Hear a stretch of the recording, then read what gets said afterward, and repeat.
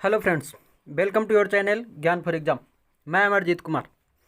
आज की इस वीडियो में मैं भारतीय व्यक्तित्व में स्वामी सहजानंद सरस्वती के बारे में जानेंगे। इससे पहले कि आप लोग चैनल पर नए हैं, चैनल को सब्सक्राइब करेंगे, साथ ही वीडियो को लाइक शेयर कमेंट्स करेंगे। इससे पहले के वीडियो में हमने डॉक्टर राजेंद्र प्रसाद और बिहार केसरी के नाम पे पहले ही वीडियो डाल रखा है, उसे आप लोग ज़रूर देखेंगे। फ्रेंड्स, मैं बता दूं, हमारे चैनल पे बिहार और यूपी दरोगा 2020 से कैस के लिए सुपर टॉपिक सीरीज चलाया जा रहा है, जिसमें कि आपको 48 घंटे के लिए टॉपिक्स दिए जाएंगे और उसी टॉपिक से अगले दिन आपको 50 प्रश्न का एक इम्पॉर्टेंट सेट्स दिए जाते हैं और वो आप प्रैक्टिस करेंगे। साथ ही वीकली आपको 100 प्रश्न का एक सेट दिया जाता है जो उसी टॉपिक से रिलेटेड होते हैं। आप लोग इस ग्रुप को ज़रूर ज्वाइन करेंगे और अपना एक सीट कंफर्म ज़रूर करेंगे। चलिए शुरू करते हैं। बात आज करना है स्वामी सहजानंद सरस्वती जी का।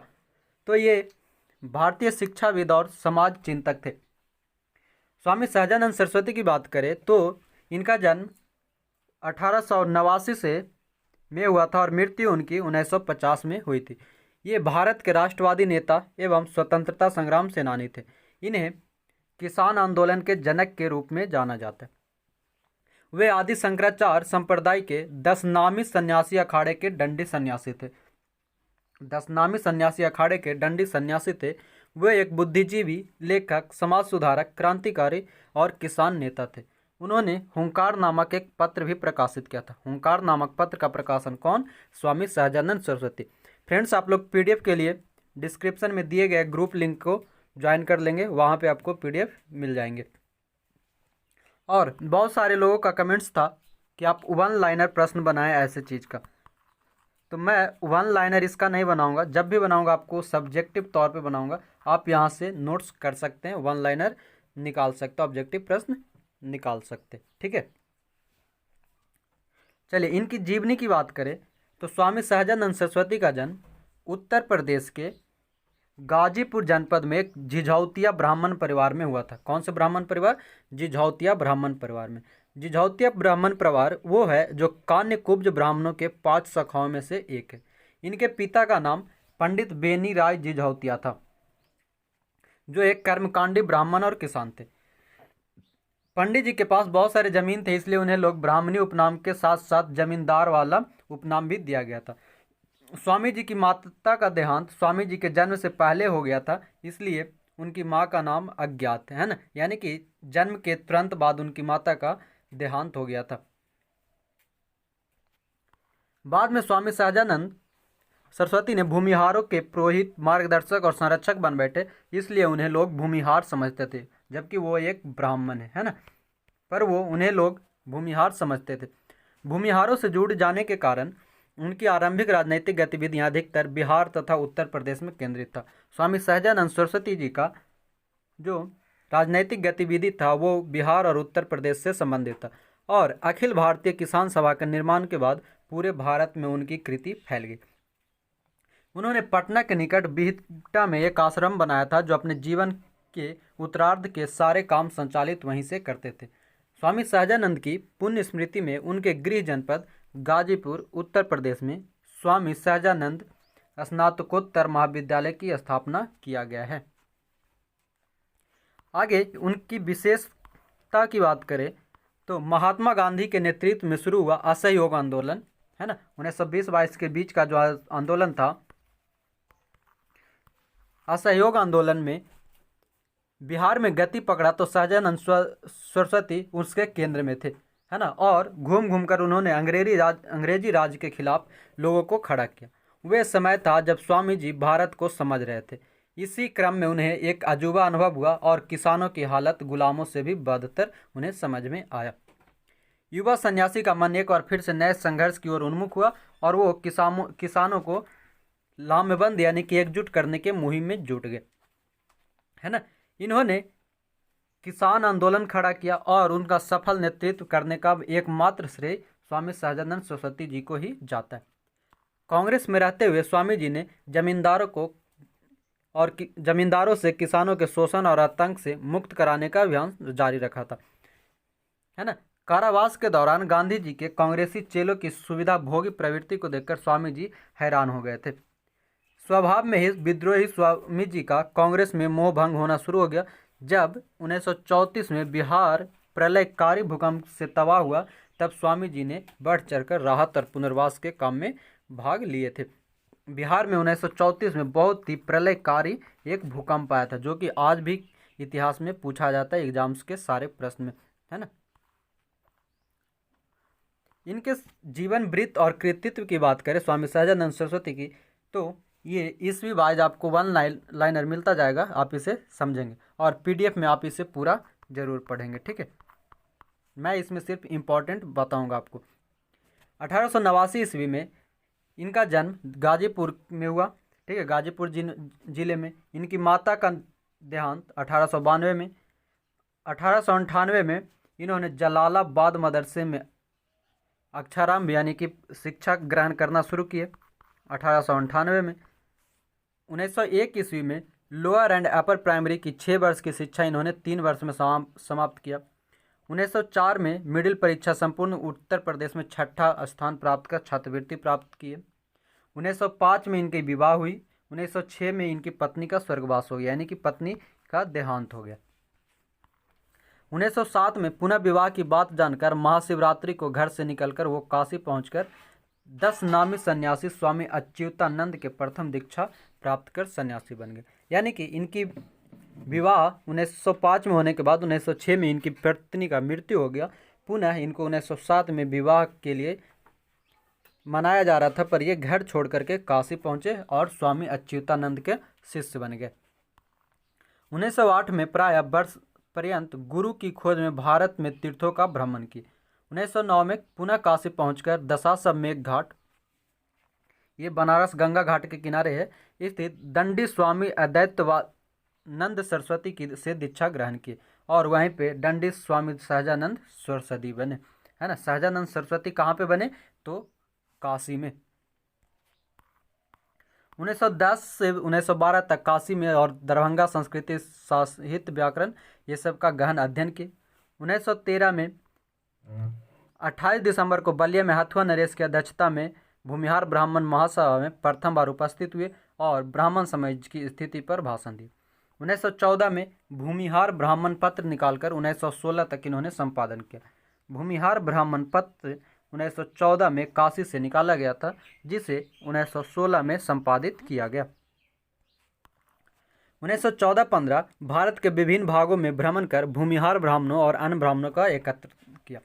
साथ ही 1916 में भूमिहार ब्राह्मण परिचय का प्रकाशन भी इन्होंने किया था। भूमिहार ब्राह्मण परिचय का प्रकाशन 1916 में, और ये काशी के अतिरिक्त बिशंबरपुर, गाजीपुर में अधिकांश समय तक निवास की।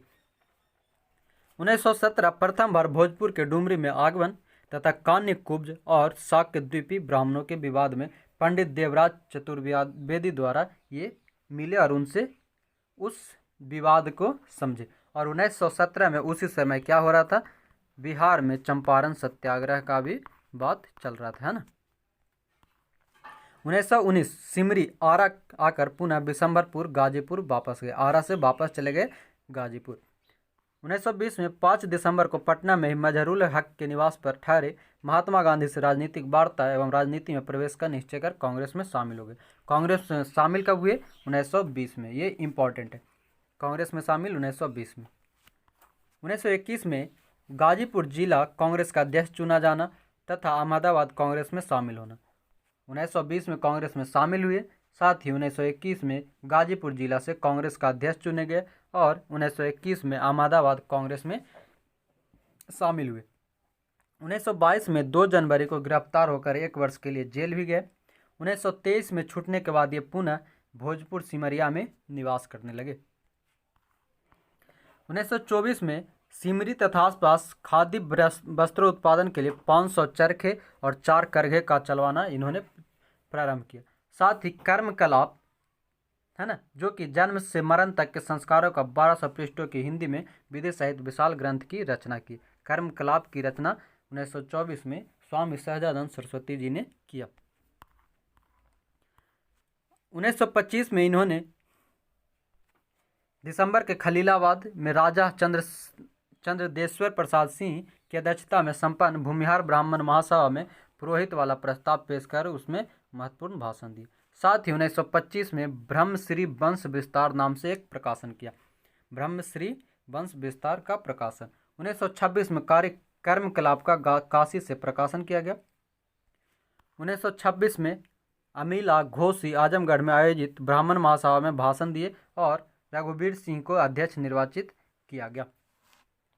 1927 समस्तीपुर से आकर पटना जिले में बिहटा में ही श्री सीताराम दास जी द्वारा प्रदत्त भूमि में श्री सीतारामाश्रम बनाकर अस्थायी निवास किए और पश्चिमी पटना किसान सभा की स्थापना की। 1927 में पटना आए और बिहटा में ही उन्होंने सीताराम आश्रम बनाकर वहाँ पे निवास की। 1928 में सोनपुर छपरा में 17 नवंबर को संपन्न बिहार प्रांतीय किसान सम्मेलन का अध्यक्ष चुना गया। यहाँ से इनकी मेन कहानी शुरू होती। 1928 में 17 नवंबर को बिहार प्रांतीय किसान सम्मेलन का अध्यक्ष चुना जाना 1928 में कहाँ हुआ था? तो सोनपुर छपरा में। 1929 अंतिम बार मुंगेर की भूमिहार ब्राह्मण महासभा में सम्मिलित और मतभेद के कारण वापस आ गए थे। 1930 में अमहरा पटना में 26 जनवरी को नमक कानून भंग के कारण 6 माह का कारावास। नमक कानून में भी ये नमक सत्याग्रह के समय ये 1930 में भाग लिए थे। हजारीबाग जेल से गीता रहस्य की रचना। जेल से लौटकर किसान तथा किसान सभा के कार्यों में संलग्न होना। 1934 भूकंप में इन्होंने अपना सेवा कार्य दिया। 1935 जिला कांग्रेस के अध्यक्ष प्रादेशिक कार्य समिति में सदस्य चुने गए और वहाँ पे भाषण दिए। 1936 में अखिल भारतीय किसान सभा का संगठन, साथ ही प्रथम अधिवेशन का अध्यक्ष पद ग्रहण किया जो कि लखनऊ में हुआ था। 1936 का किसान सभा का संगठन और प्रथम अधिवेशन 1936 लखनऊ में। 1937 में किसान सभा का महामंत्री चुने गए। 1938 में 13 मई से 15 मई तक किसान सम्मेलन कोमिल्ला बंगाल के अध्यक्ष बनाए गए, है ना। 1939 किसान सभा के महामंत्री तथा 1943 तक उस पद पर रहे। 1940 में सुभाष चंद्र बोस की अध्यक्षता में रामगढ़ बिहार में उन्होंने विरोधी सम्मेलन के स्वागताध्यक्ष थे और 3 वर्ष का वहाँ पे उनको पकड़े जाने के कारण कारावास की सजा हुई थी। 1941 से 43 के बीच में जेलों में कई पुस्तक की रचना की। 1944 में किसान सभा के फिर से अध्यक्ष चुने गए जो कहाँ पे बेजवाड़ा अंधार में हुआ था। 1948 6 दिसंबर को वहाँ कांग्रेस की सदस्यता का त्यागपत्र दिया और किसान मोर्चा का संचालन किया। 1949 महाशिवरात्रि को बिहटा पटना में हीरक जयंती समारोह द्वारा उन्हें थाली और कुछ भेंट दिया गया। 1949 में विरक्त महामंडल के प्रथम अधिवेशन में शंकराचार्य के बाद अध्यक्षीय भाषण इन्होंने दिया था। 1950 में इन्होंने डॉक्टर शंकर नायर से चिकित्सा प्रारंभ करवाई क्योंकि वहाँ पे रक्तचाप यानी कि ब्लड प्रेशर की इनकी बीमारी हुई थी। ये कुछ अपनी घटना। 1950 में ही पक्षाघात के कारण 26 जून की रात्रि 2 बजे मुकुंद चंद्र के मुचकुंद शर्मा के निवास पर उनका देहांत हो गया था 1950 में। कब? 26 जून 1950 को। और 27/6/1950 को सबको पटना गांधी मैदान में लाया गया और वहां पे अंतिम दर्शन के बाद उनकी श्रद्धांजलि दी गई 28 जून 1950 को, है ना। उनकी मृत्यु हुई 26 जून 1950 को कहाँ पे? मुजफ्फरपुर में। वहाँ से 27 जून को पटना गांधी मैदान लाया गया और 28 जून 1950 को उनकी अंतिम समाधि दी गई। स्वामी जी द्वारा रचित कुछ पुस्तकें की बात करें तो ब्रह्मश्री वंश विस्तार, ब्राह्मण समाज की स्थिति, झूठा भय मिथ्या अभिमान, कर्मकलाप, गीता हृदय, क्रांति और संयुक्त मोर्चा, किसान सभा के संस्मरण, किसान कैसे लड़ते हैं, झारखंड के किसान, किसान क्या करे, मेरा जीवन संघर्ष। स्वामी जी का आत्मकथा जो है मेरा जीवन संघर्ष वो खुद उन्होंने रचित किया था। तो ये कुछ उनके महत्वपूर्ण पुस्तकें हैं। उसके बाद स्वामी जी द्वारा संपादित पत्र, उन्होंने पत्र भी कुछ निकाले थे, जिसमें भूमिहार ब्राह्मण, काशी और लोक संग्रह, पटना नामक पत्रों का संपादन 1911-16 और 1922 से 24 तक सफलतापूर्वक किए। उनके लेख हुंकार, पटना, जनता, बिहार भारत, कलकत्ता, कल्याण, गोरखपुर के ईश्वरांक तथा योगांक में भी प्रकाशित हुए थे। ये उनके कुछ लेख थे जो कि हुंकार नाम से, फिर विशाल भारत, कल्याण, ये सभी से उनका प्रकाशन शुरू हुआ था। तो फ्रेंड्स, इस तरह से हमने स्वामी सहजानंद सरस्वती के बारे में जाने, है ना। उम्मीद है आपको वीडियो पसंद आया होगा। आप लोग PDF के लिए डिस्क्रिप्शन में दिए गए लिंक को ज्वाइन कर लेंगे, और जो बिहार और UPSI के लिए जो STS चल रहा है सुपर टॉपिक सीरीज, उसे आप जरूर ज्वाइन करेंगे।